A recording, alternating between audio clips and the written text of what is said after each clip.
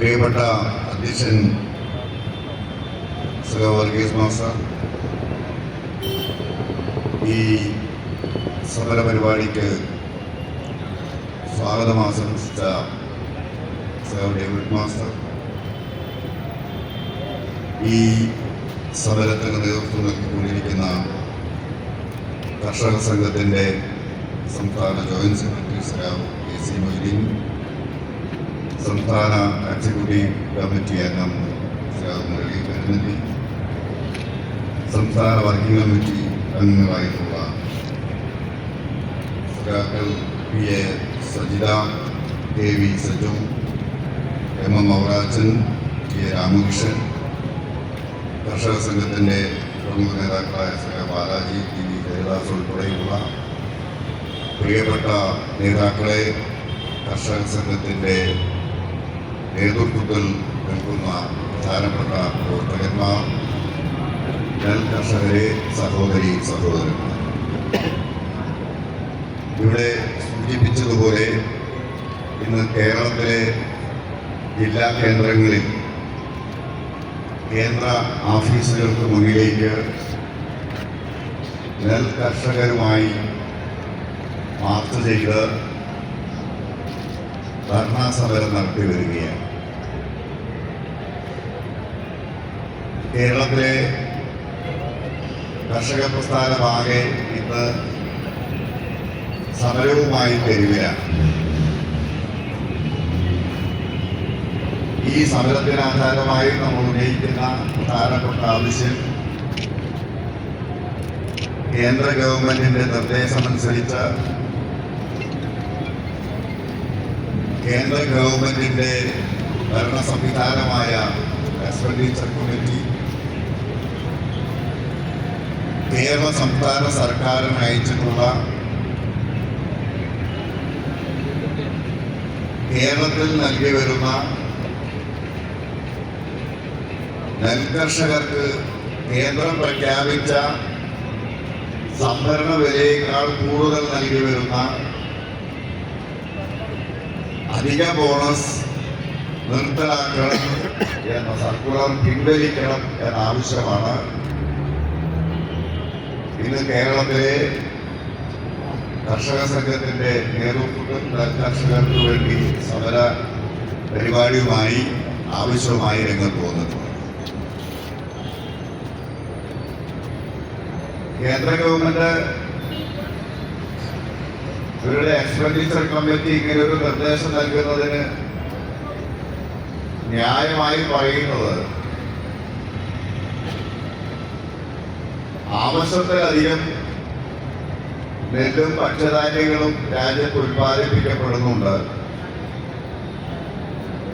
അതുകൊണ്ട് പ്രത്യേകമായ സഹായം നൽകി കൂടുതൽ നെല്ല് ഉൽപ്പാദിപ്പിക്കേണ്ടതില്ല എന്നതാണ് ഒരു കാര്യം. രണ്ട്, നെൽകൃഷി ഉണ്ടാക്കുന്ന പാരിസ്ഥിതിക പ്രശ്നങ്ങൾക്ക്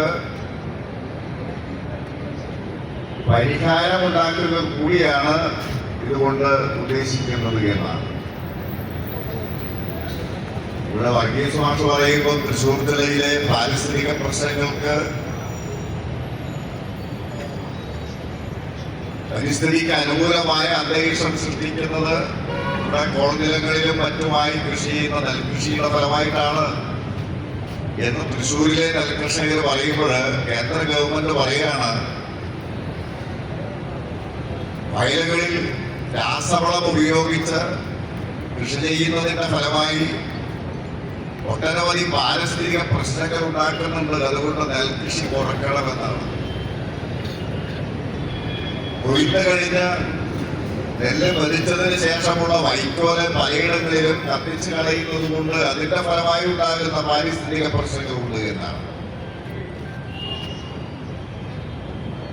കേന്ദ്ര ഗവൺമെന്റ് പറയുന്ന ഈ മുടന്ത ന്യായം ഈ നാട് വൈകാതെ മനസ്സിലാക്കുമെന്നും അങ്ങനെ ജനങ്ങളാകെ തിരിച്ചറിയുന്ന ഒരു ദിവസം വരുമ്പോ നിങ്ങളൊന്നും ഈ അധികാര കസേരയിൽ ഇരിക്കില്ല എന്നും നിങ്ങൾ അപ്പോഴേ മനസ്സിലാക്കുള്ളൂ എന്നാണ് എനിക്ക് ഈ അവസരത്തിൽ ചൂണ്ടിക്കാണിക്കാൻ. ആരുടെ താല്പര്യമാണ് ഇത്തരം ഒരു സർക്കുലറിന് പിന്നിലുള്ളത്? ഈ സർക്കുലറിൽ പറയുന്ന കാര്യങ്ങളിൽ ശാസ്ത്രീയമായി നമ്മുടെ രാജ്യത്തിന്റെ പൊതു സാഹചര്യം പരിശോധിക്കുമ്പോൾ നീതീകരിക്കുന്നതായി എന്താണുള്ളത്? ഇവർ പറയുന്നു അമിതമായ നെല്ലുത്പാദനം നടക്കുന്നുണ്ട്. നേരത്തെ ഉള്ളതിനേക്കാൾ നെല്ലുത്പാദനം വർദ്ധിച്ചു എന്നുള്ളത് ശരിയാണ്. ആഗോളടിസ്ഥാനത്തിൽ എടുത്ത് പരിശോധിച്ചാൽ ചൈനയേക്കാൾ നെല്ലുത്പാദിപ്പിക്കുന്ന രാജ്യമാണ് ഇന്ത്യ എന്നുള്ളതും ശരിയാണ്. എന്നാൽ രാജ്യത്തെ 140 കോടി ജനങ്ങൾക്ക് ആവശ്യമായ ഭക്ഷ്യവസ്തുക്കൾ എന്ന നിലയിൽ നെല്ല്, അരി 140 കോടി ജനങ്ങൾക്ക് 3 നേരം ആഹാരം കഴിക്കാൻ, അവരുടെ വിശപ്പ് മാറ്റാൻ ആവശ്യമായ നിരക്കുള്ള നെല്ല് രാജ്യത്ത് ഉത്പാദിപ്പിക്കപ്പെടുന്നുണ്ടോ? ഇപ്പോഴും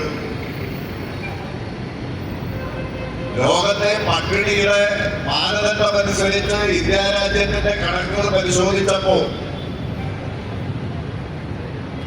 ഏതാണ്ട് 160 രാജ്യങ്ങളുടെ കണക്കുകളിൽ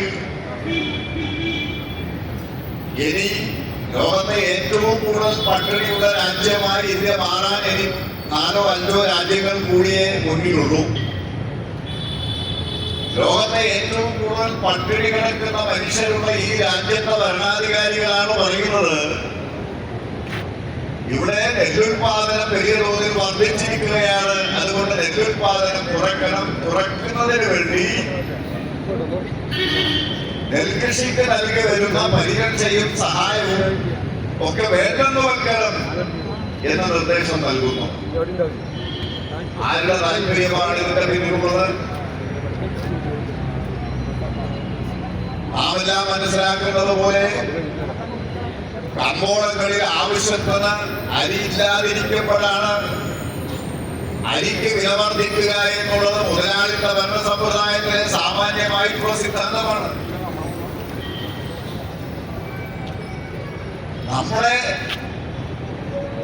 കാർഷിക ഉൽപ്പന്നങ്ങളുടെ മേഖലയിൽ ഉൽപാദന രംഗത്തും സംഭരണ രംഗത്തും വിപണന രംഗത്തും അനന്ത സാധ്യത കണ്ടെത്തിയിട്ടുള്ള, സമ്പത്ത് വർദ്ധിപ്പിക്കാനുള്ള വലിയ സാധ്യത കണ്ടെത്തിയിട്ടുള്ള ഇന്ത്യയിലെ കോർപ്പറേറ്റ് മുതലാളിമാര് കുറച്ചു കാലമായി കാർഷിക രംഗത്തേക്ക് പ്രവേശിക്കാനുള്ള വലിയ സമ്മർദ്ദം രാജ്യം ഭരിക്കുന്ന ഭരണാധികാരികളുടെ മേലെ, നരേന്ദ്രമോദിയുടെ മേലെ ചെലുത്തിക്കൊണ്ടിരിക്കുന്നുണ്ട് എന്നതാണ് അറിയുന്നുണ്ട്.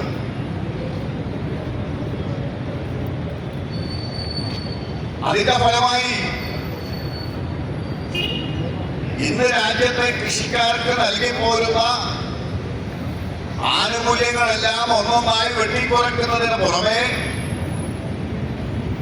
കാർഷിക മേഖലയിൽ കാർഷിക ഉൽപ്പന്നങ്ങളുടെ ഉൽപാദന രംഗത്തും സംഭരണ വിപണന രംഗത്തും കോർപ്പറേറ്റുകൾ ഇന്നലെ വരെ പ്രവേശിച്ചിട്ടില്ലാത്ത മേഖലയിലേക്ക് പ്രവേശിക്കാൻ തക്കവണ്ണമുള്ള ഇടപെടലുകളാണ് രാജ്യം ഭരിക്കുന്ന ഭരണാധികാരികൾ നടത്തിക്കൊണ്ടിരിക്കുന്നത്. ഞാനതിന്റെ വിശദാംശങ്ങളിലേക്ക് പോവുകയല്ല. അതിന്റെ ഭാഗമായിട്ടാണല്ലോ അംബാനിക്കും അദാനിക്കും ഇവരുൾപ്പെടുന്ന കോർപ്പറേറ്റ് മുതലാളിമാരും ഇന്ത്യ ഗവൺമെന്റിന്റെ കയ്യിലുള്ള പ്രധാനപ്പെട്ട ഫുഡ് കോർപ്പറേഷൻ ഓഫ് ഇന്ത്യയുടെ കൈവശമുള്ള പ്രധാനപ്പെട്ട ഗോഡൌണുകളെല്ലാം വെറുതെ അടച്ചിട്ടിരിക്കുന്ന ഗോഡൌണുകളാണ് എന്ന് പറഞ്ഞുകൊണ്ട് കോർപ്പറേറ്റ് മുതലാളിമാർക്ക് നേരത്തെ തന്നെ വാടകയ്ക്ക് കൊടുത്തു കഴിഞ്ഞിട്ടുണ്ട്. കോർപ്പറേറ്റ് മുതലാളിമാർ വെറുതെ ഗോഡൌണുകൾ വാടക കൊടുത്ത് വെക്കേണ്ട കാര്യമില്ലല്ലോ. അംബാനി അദാനി ഉൾപ്പെട്ട മുതലാളിമാര് നെല്ല്, ഗോതമ്പ് ഉൾപ്പെടെയുള്ള ധാന്യങ്ങൾ സംഭരിക്കാനുള്ള മുന്നൊരുക്കത്തിന്റെ ഭാഗമായിരുന്നു രാജ്യത്തെ ഗവൺമെന്റിന്റെ കയ്യിലുള്ള FCI ഗോഡൌണുകൾ നേരത്തെ തന്നെ വാടകയ്ക്കെടുത്തു വെച്ചത്.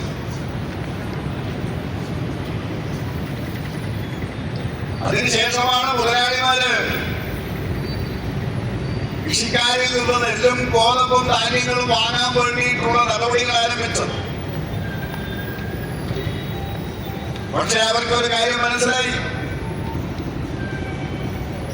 നിലവിൽ കൃഷിക്കാരാൽ നിയന്ത്രിക്കപ്പെടുന്ന മാർക്കറ്റുകളാണ് ഇന്ത്യയിലെ പ്രധാന മാർക്കറ്റുകളല്ല. അത് നെല്ലിന്റെയും ഗോതമ്പിന്റെയും ധാന്യങ്ങളുടെയും കാര്യം എടുത്തു നോക്കിയാൽ കൃഷിക്കാരുടെ സംഘടന നിയന്ത്രിക്കുന്ന മണ്ഡി മാർക്കറ്റുകളാണ് ഇന്ത്യയിലെ പ്രധാന മാർക്കറ്റുകളെല്ലാം. അംബാനിക്കും അദാനിക്കും നെല്ലോ ഗോതമ്പോ വേണമെങ്കിൽ ഈ മണ്ഡി മാർക്കറ്റിൽ നിന്ന് മാത്രമേ വാങ്ങാനാവൂ. കൃഷിക്കാരിൽ നിന്ന് നേരിട്ട് പോയി വാങ്ങാനാവില്ല.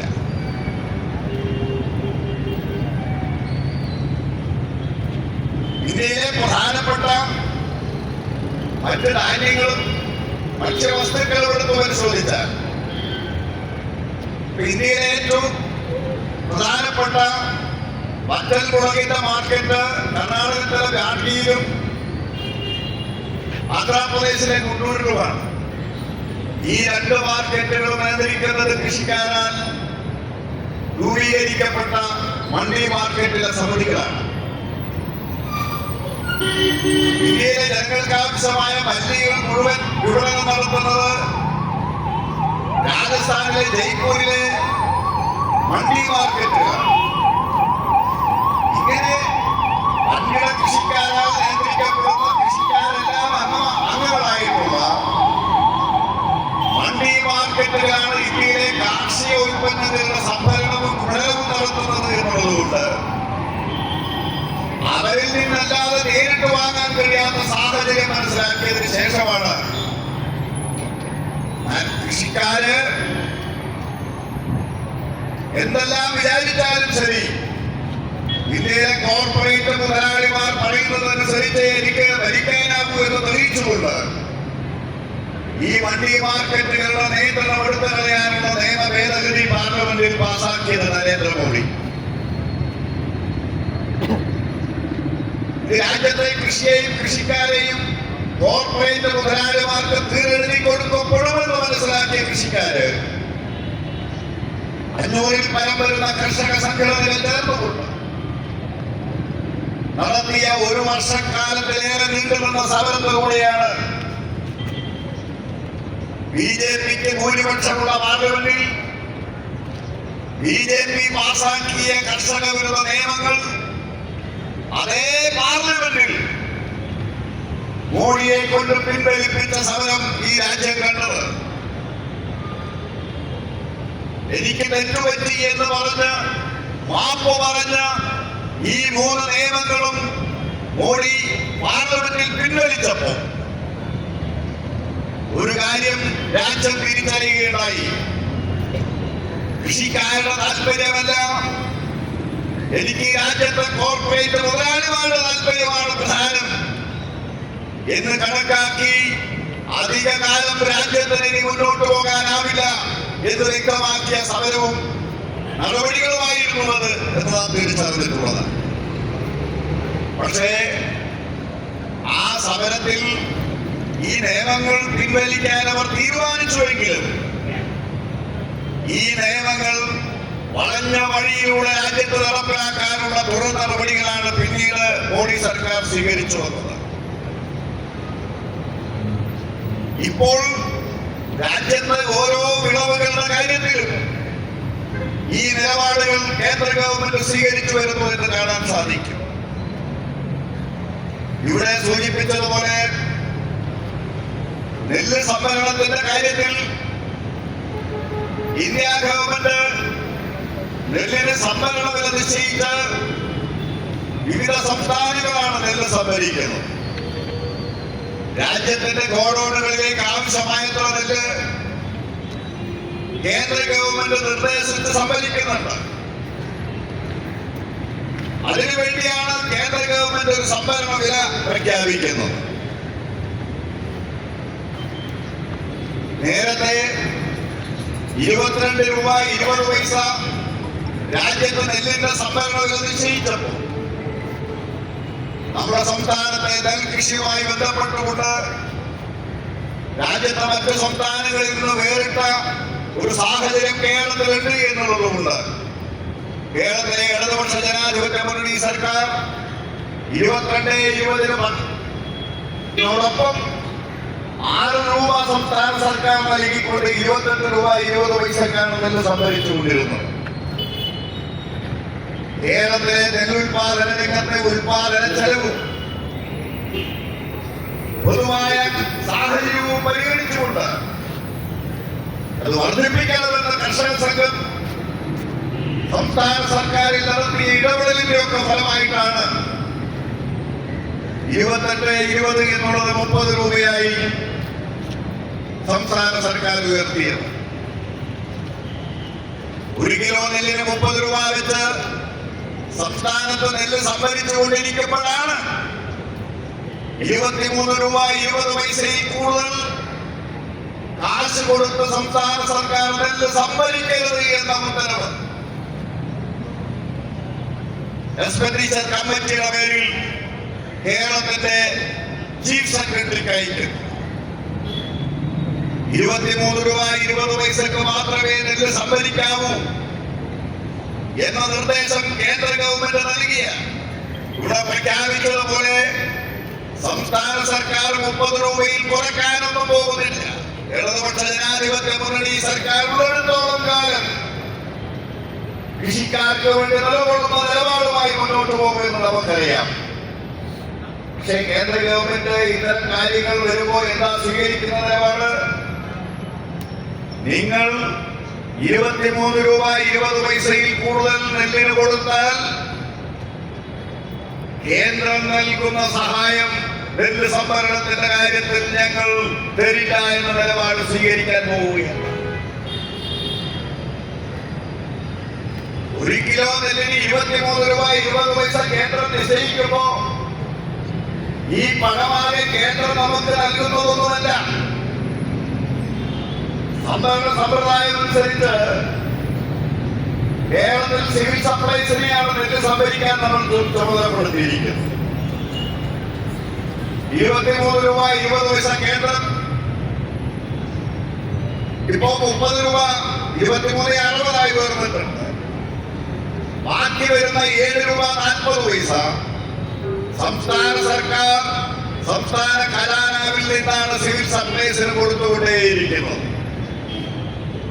എന്നാൽ ഇപ്പോൾ കേന്ദ്രം തരേണ്ട 23 രൂപ 60 പൈസ എപ്പോഴാണ് കേന്ദ്ര ഗവൺമെന്റ് നൽകുന്നത്? എത്രയാണ് നൽകുന്നത്? സിവിൽ സപ്ലൈ സംഭരിച്ച നെല്ല് 1 കിലോ 600 ഗ്രാം നെല്ല് 1 കിലോ അരി എന്ന് കണക്കാക്കി മില്ലുടമകൾക്ക് അരിയാക്കാൻ വേണ്ടി കൊടുത്തതിന് 2 രൂപ ചെലവ്,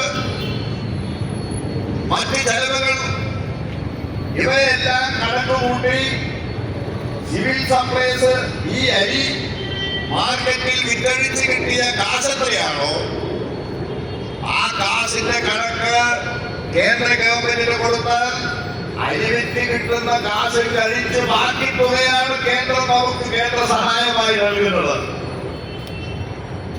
അത് എത്ര കാലം കഴിഞ്ഞ്? ഏതാണ്ട് 1 വർഷം എടുക്കും. സിവിൽ സപ്ലൈസ് നെല്ല് സംഭരിച്ച് അരിയാക്കി മാർക്കറ്റിൽ വിറ്റഴിച്ച് അതിന്റെ കണക്കുകളെല്ലാം ക്രോഡീകരിച്ച് കേന്ദ്ര ഗവൺമെന്റിന് അയച്ചു കൊടുത്തതിന് ശേഷമാണ് കേന്ദ്ര ഗവൺമെന്റ് നെല്ല് സംഭരണവുമായി ബന്ധപ്പെട്ട് നൽകേണ്ടുന്ന തുക നൽകുന്നത്. നമ്മുടെ നാട്ടിലെ കൃഷിക്കാരന് 1 വർഷക്കാലം അവരുടെ നെല്ല് സംഭരണ കേന്ദ്രത്തിൽ കൊടുത്ത് 1 വർഷം കഴിഞ്ഞാണ് കാശ് കിട്ടുന്നതെങ്കിൽ അടുത്ത ഇവിടെ കൃഷി ചെയ്യാൻ സാധിക്കുന്ന സാഹചര്യമുണ്ടോ? കേരളത്തിൽ നെൽകൃഷിക്കാരന് സാധിക്കുമോ? ഈ സങ്കീർണമായ സാഹചര്യങ്ങൾ കണക്കിലെടുത്തുകൊണ്ടാണ് കേരളത്തിലെ ഇടതുപക്ഷ ജനാധിപത്യ മുന്നണി സർക്കാർ പിണറായി വിജയൻ നയിക്കുന്ന സർക്കാർ സംഭരണ സംവിധാനത്തിൽ കൃഷിക്കാരന് വേണ്ടി പ്രത്യേകമായ സംവിധാനം രൂപപ്പെടുത്തിയത്. അതാണ് PR സിസ്റ്റം. നെല്ല് സംഭരിക്കുന്ന കേന്ദ്രത്തിൽ നമ്മൾ നെല്ല് അളന്ന് കൊടുത്താൽ നമുക്ക് ലഭിക്കുന്ന പേടി റെസിപ്റ്റ് ഷീറ്റ് അത് വാങ്ങി നിശ്ചിത ബാങ്കിൽ ആ റെസീറ്റ് കൊടുത്താൽ റെസീറ്റ് കൊടുത്ത് 24 മണിക്കൂറിനകം ഈ നെൽകർഷകന് ആ റെസീറ്റ് പ്രകാരമുള്ള തുക നൽകുന്ന സംവിധാനമാണ് ഇടതുപക്ഷ ജനാധിപത്യ മുന്നണി സർക്കാർ കേരളത്തിൽ സംഭരണവുമായി ബന്ധപ്പെട്ട് നടപ്പിലാക്കുന്നത്. അതിനാണ് കൺസോർഷ്യൽ ബാങ്കുകൾ രൂപീകരിച്ചത്. തൃശ്ശൂരിലെ ഒപ്പിടുള്ള ബുക്കില്ലേ കനറാ ബാങ്കും SBIയും തുടങ്ങിയ ബാങ്കുകളുടെ ഒരു കൺസോർഷ്യമായിരുന്നല്ലോ തൃശ്ശൂർ സംസ്ഥാനത്ത് നെല്ല് സംഭരിച്ചുകൊണ്ടിരിക്കുന്നത്. ബാങ്കുകാര് ഈ നെൽകർഷകർക്ക് PRS ഷീറ്റ് കൊടുത്താൽ മാത്രം അവർക്ക് ഈ കാശ് കൊടുക്കുന്ന രീതിയല്ല സ്വീകരിച്ചത്. അതിന് ഗവൺമെന്റ് ജാമ്യം നിൽക്കണം എന്നായിരുന്നു ബാങ്ക് കൺസോർഷ്യം ആവശ്യപ്പെട്ടത്. സംസ്ഥാന സർക്കാർ ജാമ്യം നിൽക്കുക മാത്രമല്ല, കൃഷിക്കാരന് PRS ഷീറ്റ് കൊടുത്ത പിറ്റേ ദിവസം കാശ് കൊടുത്തു കഴിഞ്ഞാൽ കേന്ദ്ര സംസ്ഥാന സർക്കാരുകൾ എപ്പോഴാണോ ഈ കാശ് ബാങ്കുകാർക്ക് കൊടുക്കുന്നത് ആ കൊടുക്കുന്ന ദിവസം വരെയുള്ള പലിശ കൊടുക്കുന്നത് സംസ്ഥാന സർക്കാരാണ്, കേന്ദ്ര ഗവൺമെന്റ് അല്ല. കൃഷിക്കാരനിൽ നിന്ന് ഈടാക്കുന്നുമില്ല. നെല്ല് സംഭരണത്തിന്റെ ഭാഗമായി നമ്മുടെ സംസ്ഥാനത്തെ കൃഷിക്കാർക്ക് നെൽകർഷകർക്ക് പ്രയാസങ്ങൾ വന്നു ചേരാതിരിക്കാൻ ഇന്ത്യക്ക് തന്നെ മാതൃകയാകുന്ന നെല്ല് സംഭരണ സംവിധാനമാണ് ഈ കേരളത്തിൽ നടപ്പിലാക്കി വരുന്നത്. ഇത് രാജ്യത്താകെ ചർച്ച ചെയ്യപ്പെടുന്നു എന്നുള്ളതാണ് BJPയെ ഇങ്ങനെ ഒരു സർക്കുലർ അയക്കുന്നതിന് നിർബന്ധിതമാക്കിയത് എന്നുള്ളത് വസ്തുതയാണ്. കേരളത്തിന് പുറത്ത് നെല്ല് സംഭരിക്കുന്ന കർഷകന് ബാങ്കുകൾ വഴി പിറ്റേ ദിവസം മുതൽ കാശ് കൊടുക്കുന്ന ഒരു സംവിധാനവും കേരളത്തിന് പുറത്ത് ഒരിടത്തുമില്ല. മാത്രവുമല്ല, ആ സംസ്ഥാനങ്ങളിൽ ഉൽപ്പാദിപ്പിക്കപ്പെടുന്ന മുഴുവൻ നെല്ലും സംഭരിക്കുന്നില്ലെന്ന് മാത്രമല്ല, സർക്കാരിന് ആവശ്യമുള്ള അളവിൽ മാത്രമേ നെല്ല് സംഭരിക്കുകയും ചെയ്യുന്നുള്ളൂ. അതുകൊണ്ട് ഞങ്ങൾ അഖിലേന്ത്യാ കിസാൻ സഭയുടെ സെൻട്രൽ കിസാൻ കൗൺസിലും മറ്റ് സമിതികളിലുമൊക്കെ കേരളത്തിലെ പിണറായി വിജയൻ സർക്കാർ നെല്ല് സംഭരണവുമായി ബന്ധപ്പെട്ട് സ്വീകരിച്ച കർഷകർക്കുള്ള നിലപാടുകൾ ഈ വേദികളിൽ ചർച്ച ചെയ്യപ്പെട്ടപ്പോൾ പല സംസ്ഥാനങ്ങളിലുമുള്ള കിസാൻ സഭയുടെ സംഘടനകൾ ഈ ആവശ്യം മുൻനിർത്തിക്കൊണ്ടുള്ള സമരങ്ങൾ ഇന്ത്യയുടെ പല സംസ്ഥാനങ്ങളിലും ഇപ്പോൾ നടത്തി വരികയാണ്. കേരളത്തിൽ നെല്ല് സംഭരിക്കുന്നത് പോലെ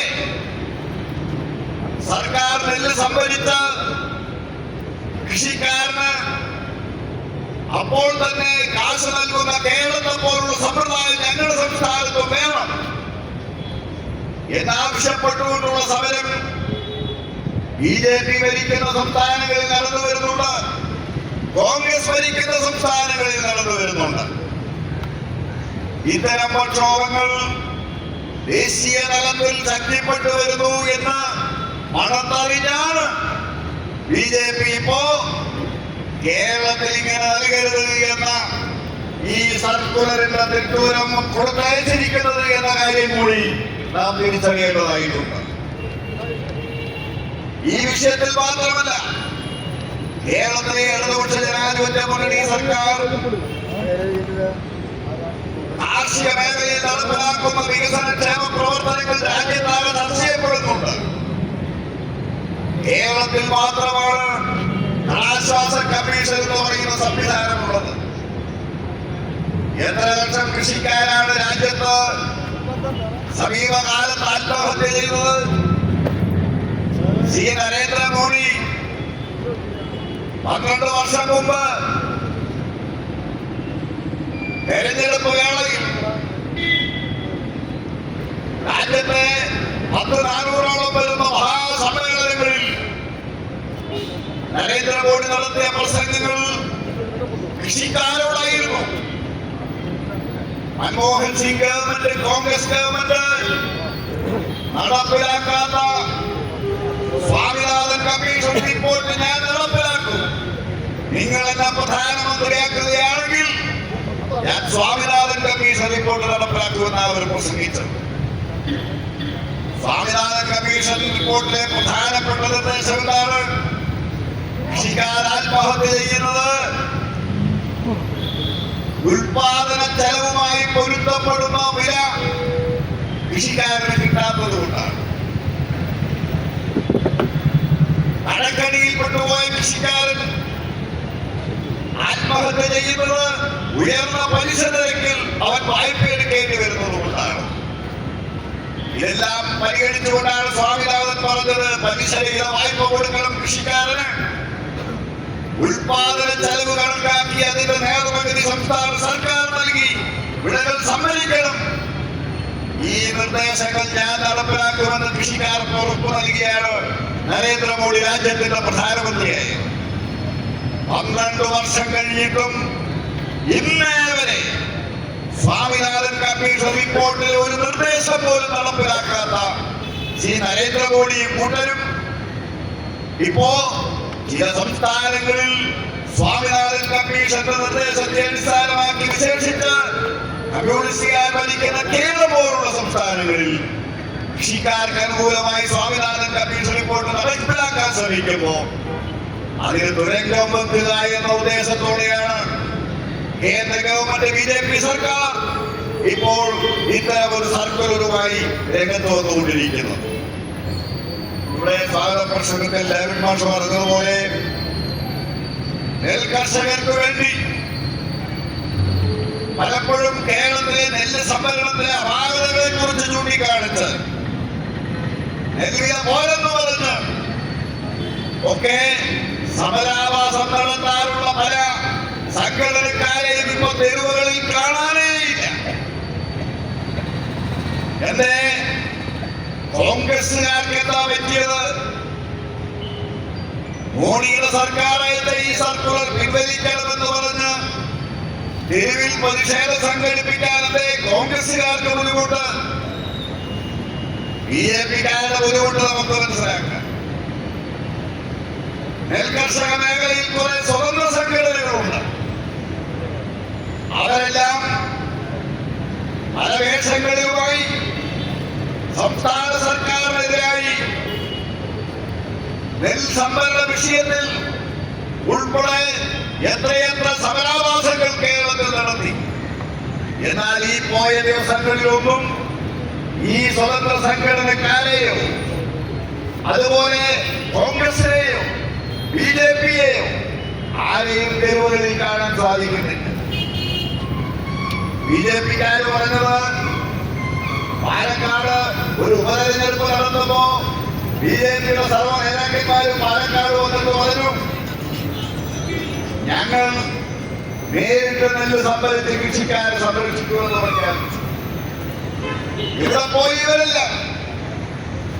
ഈ സംസ്ഥാന സർക്കാർ നെൽ കർഷക മേഖലയിൽ നൽകി പോരുന്ന ഈ പ്രത്യേക ആനുകൂല്യങ്ങളല്ല എടുത്തുകളയണം, കൊടുക്കരുത് എന്ന ഉത്തരവ് ഈ നാട്ടിലെ ജനങ്ങൾ കൃഷിക്കാരെ കത്തിച്ചു കളയുക മാത്രമല്ല ഈ കേരളം ഈ നിർദ്ദേശം തള്ളിക്കളയുന്നു എന്ന് പ്രഖ്യാപിക്കുന്ന സമരമായിട്ടാണ് ഈ സമരം മാറാൻ പോകുന്നത്. കേരളത്തിലെ ഇടതുപക്ഷ ജനാധിപത്യ മുന്നണി സർക്കാരിനോട് ഞങ്ങൾ ആവശ്യപ്പെട്ടിട്ടുണ്ട്. ഈ നിർദ്ദേശം സംസ്ഥാന സർക്കാർ തള്ളിക്കളയണം എന്ന ആവശ്യമാണ് സംസ്ഥാന സർക്കാരിനോട് കർഷക സംഘം ആവശ്യപ്പെട്ടിരിക്കുന്നത്. ഈ സർക്കുലറിൽ പറയുന്ന കാര്യങ്ങൾ കേരളത്തിൽ ബാധകമാകുന്ന കാര്യമാണ്. എന്താ സർക്കുലറിൽ ആദ്യം പറയുന്നത്? ആവശ്യത്തിലേറെ നെല്ലുൽപാദിപ്പിക്കപ്പെടുന്നു എന്നുള്ളതാണ്.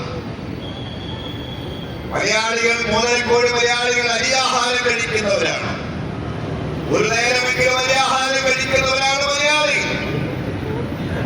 ആ മലയാളിക്ക് വേണ്ടുന്ന അരിയാഹാരം കാര്യം അതിനാവശ്യമായ നെല്ല് കേരളത്തിൽ 3.5 കോടി മലയാളികളുടെ ആഭ്യന്തര ഉപഭോഗത്തിന്റെ 4% പോലും കേരളത്തിൽ ഉത്പാദിപ്പിക്കപ്പെടുന്നില്ല. കേരളത്തിലെ ജനങ്ങൾക്ക് ആവശ്യമായ അരിയാഹാരത്തിന്റെ 4% കേരളത്തിൽ ഉത്പാദിപ്പിക്കപ്പെടാത്ത സാഹചര്യത്തിൽ, അതുപോലെ നെൽകൃഷി ആദായകരമായ ഒരു കൃഷിയല്ലാത്ത സാഹചര്യം വന്നപ്പോ ഭൂമി തുണ്ടവൽക്കരിക്കപ്പെട്ടതിന്റെ പശ്ചാത്തലത്തിലുമെല്ലാം നെൽകൃഷി വേണ്ടെന്ന് വെച്ച് എത്രയോ 1000 ഏക്കർ പാടം തരിശായി കിടക്കുകയായിരുന്നു കേരളത്തിൽ. കേരളത്തെ സംബന്ധിച്ചിടത്തോളം ഒരു ഭാഗത്ത് മലയാളിയുടെ മുഖ്യാഹാരമായ അരിക്ക് ആവശ്യമായത്ര നെല്ല് ഉത്പാദിപ്പിക്കാൻ കഴിയാത്ത സാഹചര്യം, നെൽകൃഷി മേഖലയിൽ തരിശിടുന്ന സാഹചര്യം, ഇതെല്ലാം പരിഗണിച്ചുകൊണ്ടാണ് ഇടതുപക്ഷ ജനാധിപത്യ മുന്നണി സർക്കാർ ഒരു തുണ്ട് ഭൂമി പോലും തരിശിടാതെ നെൽകൃഷി യോഗ്യമാക്കിക്കൊണ്ട് പരമാവധി നെല്ലുത്പാദനം വർദ്ധിപ്പിച്ച് കേരളത്തിന്റെ ആഭ്യന്തര ഉപഭോഗം, അരിയുടെ ഉപഭോഗത്തിന്റെ വലിയൊരു ശതമാനം നമുക്ക് തന്നെ ഉത്പാദിപ്പിച്ചെടുക്കാൻ കഴിയണമെന്ന ഉദ്ദേശത്തോടെ വ്യത്യസ്ത ആനുകൂല്യങ്ങൾ പ്രഖ്യാപിച്ചുകൊണ്ട് കേരളത്തിൽ നെൽകൃഷിയെ പ്രോത്സാഹിപ്പിച്ചുകൊണ്ടിരിക്കുന്നു. അത്തരം ഒരു സംസ്ഥാനത്തെ ഗവൺമെന്റിനോടാണ് കേന്ദ്ര ഗവൺമെന്റ് നെൽ കർഷകർക്ക് സഹായങ്ങൾ നൽകരുത് എന്ന് പ്രഖ്യാപിച്ചുകൊണ്ടിരിക്കുന്നത്. ഇത് അംഗീകരിക്കാൻ സംബന്ധിച്ചിടത്തോളം സാധ്യമാകുന്ന കാര്യമല്ല. അതുകൊണ്ട് അതിശക്തമായിട്ടുള്ള സമരങ്ങളും പ്രക്ഷോഭങ്ങളും രാജ്യത്ത് ഉയർന്നു വരും. ഈ കേരളം ഈ ഒരു നിർദ്ദേശം നടപ്പിലാക്കാൻ ഞങ്ങൾ അനുവദിക്കില്ല എന്ന് പ്രഖ്യാപിച്ചുകൊണ്ട് ഞങ്ങൾ കഴിഞ്ഞ ദിവസം 27-ാം തീയതി തിരുവനന്തപുരത്ത് ലോക് ഭവന്റെ മുമ്പിൽ നടത്തിയ പ്രക്ഷോഭം, ഇന്ന് കേരളത്തിലെ ജില്ലാ കേന്ദ്രങ്ങളിൽ നടക്കുന്ന പ്രക്ഷോഭം, ഈ പ്രക്ഷോഭങ്ങൾ കൊണ്ടൊന്നും അവര് ഈ നിർദ്ദേശം പിൻവലിക്കുകയില്ല എന്നാണ് നിലപാട് സ്വീകരിക്കുന്നതെങ്കിൽ അതിശക്തമായിട്ടുള്ള സമരം ഈ കേരളത്തിൽ കർഷക സംഘത്തിന്റെ നേതൃത്വത്തിൽ ഉയർത്തിക്കൊണ്ടുവരും എന്നതിന്റെ സൂചനയാണ് ഈ സമരങ്ങൾ എന്നാണ് ഞങ്ങൾക്ക് ഈ അവസരത്തിൽ ചൂണ്ടിക്കാണിക്കാറുള്ളത്. അതുകൊണ്ട് പ്രിയപ്പെട്ട സഖാക്കളെ, കേന്ദ്ര ഗവൺമെന്റ് ഇന്ത്യയിലെ കോർപ്പറേറ്റ് മുതലാളിമാരുടെ താല്പര്യം സംരക്ഷിക്കാൻ വേണ്ടിയാണ് ഈ നടപടികളുമായി പോകുന്നത്. അധികാരം കയ്യിലുണ്ടെന്ന് കരുതി കേരളം എന്ന സംസ്ഥാനത്തോട്, ഈ 3.5 കോടി മലയാളികളോട്, ഈ കൊച്ചു ഉത്സവത്തോട് കാണിക്കുന്ന തുടർച്ചയായിട്ടുള്ള പ്രതികാര നടപടികളുടെ ഭാഗമാണ് ഈ സർക്കുലർ എന്നീ നാട് തിരിച്ചറിയാൻ പോവുകയാണ്. കേരളത്തിന് ഒരു സമരചരിത്രമുണ്ട്, കൃഷിക്കാർക്കൊരു സമരചരിത്രമുണ്ട്. ആ സമരചരിത്രം അധികാരികളുടെ കാവലാണ്. എല്ലാ കാലത്തും ഈ ചൂഷകരെ സംരക്ഷിച്ചു നിർത്താൻ സാധിക്കുന്ന നാളുണ്ടാവില്ല എന്ന് പഠിപ്പിച്ച ചരിത്രമാണ്.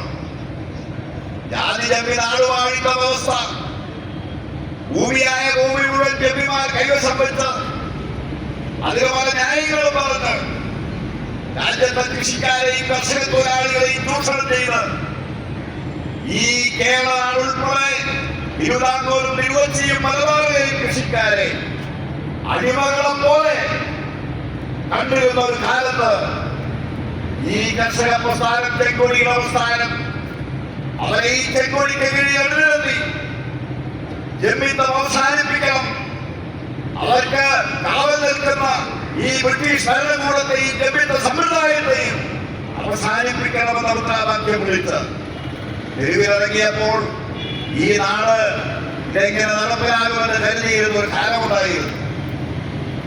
ആ കാലത്താണ് കരിയൂരും കരിവള്ളൂരും കാവുമ്പായും മുനിയകുന്നും ഇല്ലങ്കേരിയും പഴശ്ശി ഒച്ചിയവും പുന്നപ്രവയലാറും ഒക്കെ ഈ നാട് കണ്ടത്.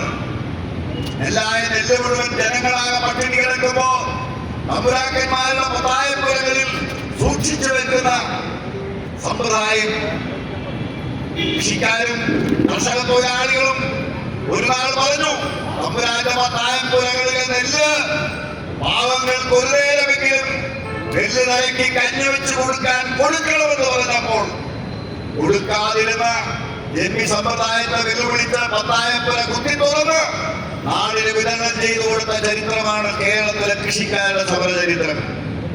അതുകൊണ്ട് രാജ്യത്തിന്റെ സമ്പത്ത് മുഴുവൻ അംബാനി അദാനിമാർ ഉൾപ്പെടുന്ന 70% സമ്പത്തും അംബാനി അദാനിമാർ ഉൾപ്പെടുന്ന കോർപ്പറേറ്റുകൾ അവരുടെ പത്തായപ്പുരകളിൽ സൂക്ഷിച്ചു വെക്കുന്നുണ്ട് എന്ന് നമുക്കറിയാം. പക്ഷേ 140 കോടി ഇന്ത്യ മഹാരാജ്യത്തെ പാവങ്ങളിൽ നിന്നാണ് ഈ പത്തായപ്പുരകൾ കുത്തി തുറക്കാൻ വരും എന്ന ചരിത്രം ഈ ഇവർക്ക് കാവൽ നിൽക്കുന്ന ഭരണാധികാരികൾ തിരിച്ചറിയണമെന്നാണ് ഞങ്ങൾക്ക് ഓർമ്മപ്പെടുത്താനുള്ളത്. അതുകൊണ്ട് പ്രിയമുള്ളവരെ, ഈ ഭരണകൂടം നടത്തുന്ന ഭരണാധികാരികൾ നടത്തുന്ന ഈ കർഷക വിരുദ്ധ ജനവിരുദ്ധ നയങ്ങൾക്കെതിരായി കേരളത്തിലെ ജനങ്ങളോട് കാണിക്കുന്ന വെല്ലുവിളിക്കെതിരായി നടത്തുന്ന പോരാട്ടത്തിന്റെ ഭാഗമായി ഈ സമരം ഉയർന്നു വരുമ്പോൾ ഇനി നടക്കാനുള്ള സമരങ്ങളിൽ നിങ്ങളുടെ പിന്തുണയും സഹായം ഉണ്ടാകണം എന്ന് അഭ്യർത്ഥിച്ചുകൊണ്ട് കേരള കർഷക സംഗമം നടത്തിയ ഈ സമരാഹ്വാനത്തിൽ പങ്കെടുത്ത് വിജയമാക്കിയ മുഴുവൻ സഖാക്കളെയും കർഷക സംസ്ഥാന കമ്മിറ്റിക്ക് വേണ്ടി അഭിവാദ്യം ചെയ്തുകൊണ്ട് ഈ സമരം ഉദ്ഘാടനം പ്രഖ്യാപിക്കുന്നു.